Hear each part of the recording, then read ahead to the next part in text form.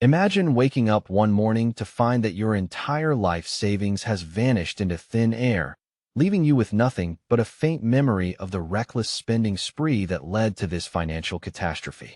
It's a nightmare scenario that's all too real for many of us.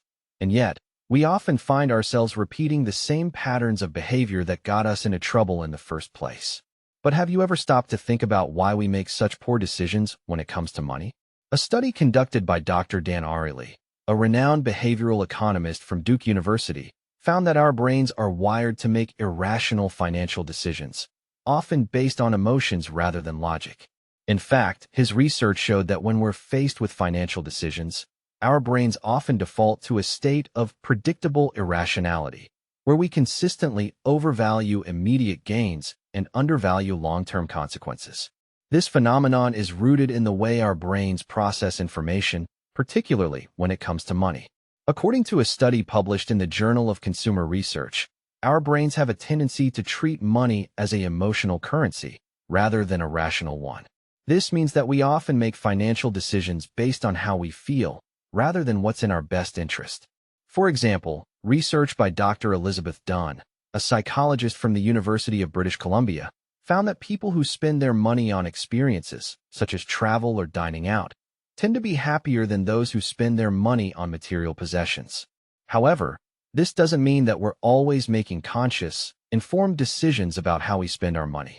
In fact, a study by Dr. Sindel Mullainathan, a professor of economics from Harvard University, found that many of our financial decisions are influenced by subtle cognitive biases, such as the sunk cost fallacy, where we continue to throw good money after bad because we don't want to admit that our initial investment was a mistake.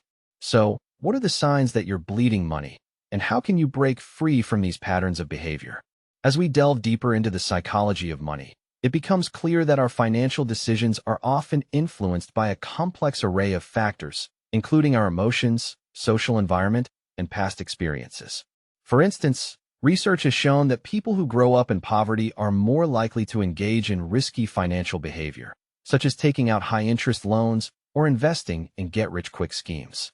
On the other hand, people who come from affluent backgrounds may be more likely to take unnecessary risks with their investments, simply because they have a larger financial cushion to fall back on.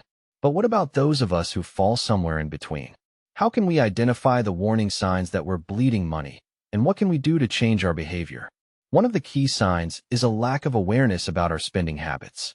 When we're not paying attention to where our money is going, it's easy to get caught up in a cycle of mindless consumption, where we're buying things that don't truly add value to our lives.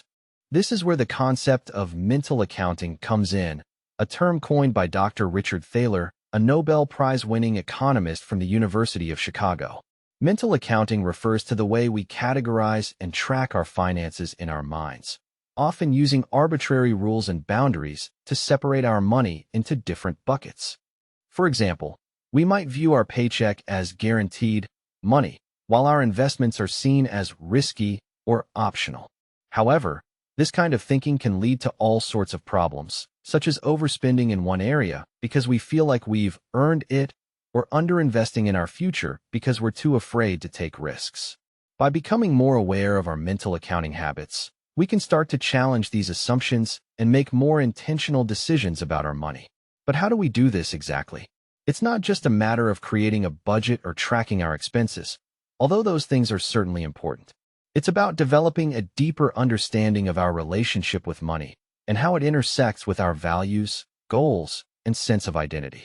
As we explore this topic further, it's clear that the psychology of money is a complex and multifaceted field, full of surprising insights and counterintuitive findings. For example, research has shown that people who are more materialistic tend to be less happy, and that the pursuit of wealth and status can actually undermine our well-being. On the other hand, people who are more focused on experiences and personal growth tend to be more fulfilled and are often more resilient in the face of financial setbacks. But what about the role of social influence in shaping our financial decisions? How do our friends, family, and cultural background influence the way we think about money? And what can we do to break free from these external pressures? It's a fascinating topic, and one that gets to the heart of why we make such poor decisions when it comes to money.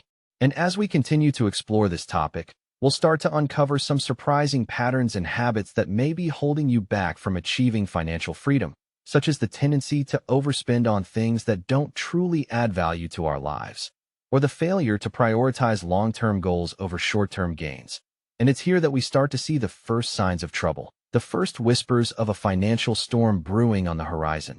And it's at this point that we need to ask ourselves, what's driving these behaviors, and how can we change our ways before it's too late? As we dive deeper into the psychology of money, it's essential to recognize that our brains are wired to make irrational financial decisions. This is largely due to the way our minds process emotions and information. For instance, when we're shopping, our brains tend to focus on the immediate gratification of buying something new, rather than considering the long-term financial implications.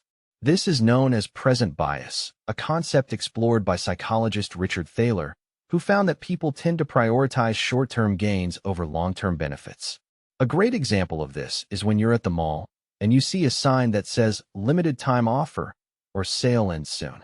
Your brain goes into overdrive, and you feel like you need to make a purchase right away or you'll miss out on the deal. But in reality, the sale is probably just a marketing ploy to get you to spend more money. This is why it's crucial to take a step back, breathe, and think about whether you really need what you're about to buy. Ask yourself, will this purchase align with my long-term financial goals, or am I just giving in to the temptation of the moment?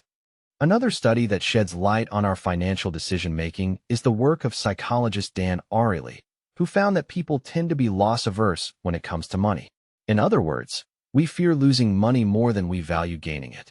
This is why we often hold on to investments that are no longer performing well, or why we're hesitant to cut our losses and move on.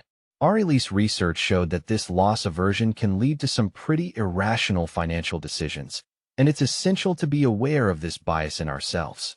So, what can you do to avoid bleeding money and make better financial decisions? Firstly, it's essential to track your expenses and get a clear picture of where your money is going. You can use apps like Mint or Personal Capital to make this process easier. By seeing exactly how much you're spending, you'll be able to identify areas where you can cut back and make adjustments. For example, you might be surprised to find out that you're spending a lot of money on dining out or subscription services you don't use.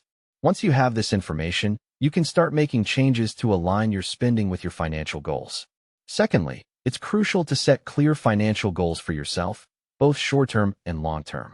What do you want to achieve in the next year, 5 years, or 10 years?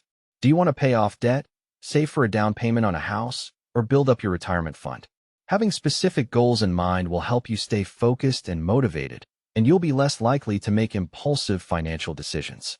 For instance, if you're trying to save for a big purchase, you can set up automatic transfers from your checking account to your savings account, so you'll be less tempted to spend the money on something else.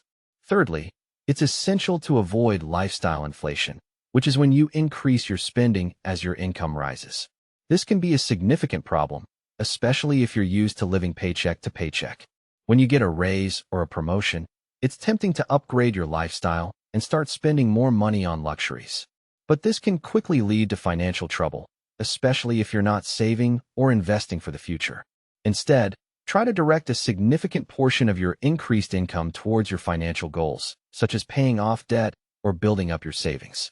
Lastly, it's vital to cultivate a mindset of delayed gratification. This means being willing to wait for what you want, rather than trying to get it right away. When you practice delayed gratification, you'll be less likely to make impulsive purchases or give in to get-rich-quick schemes. You'll also be more likely to make smart, long-term financial decisions that will serve you well in the years to come. For example, instead of buying the latest smartphone as soon as it's released, you can wait a few months and see if the price drops or if a better model comes out. By doing so, you'll save money and avoid the temptation to overspend.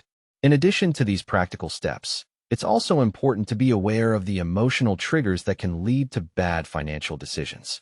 For instance, if you're feeling stressed or anxious, you might be more likely to turn to retail therapy or make impulsive purchases. By recognizing these emotional triggers, you can take steps to manage them in a healthier way, such as through exercise, meditation, or talking to a friend.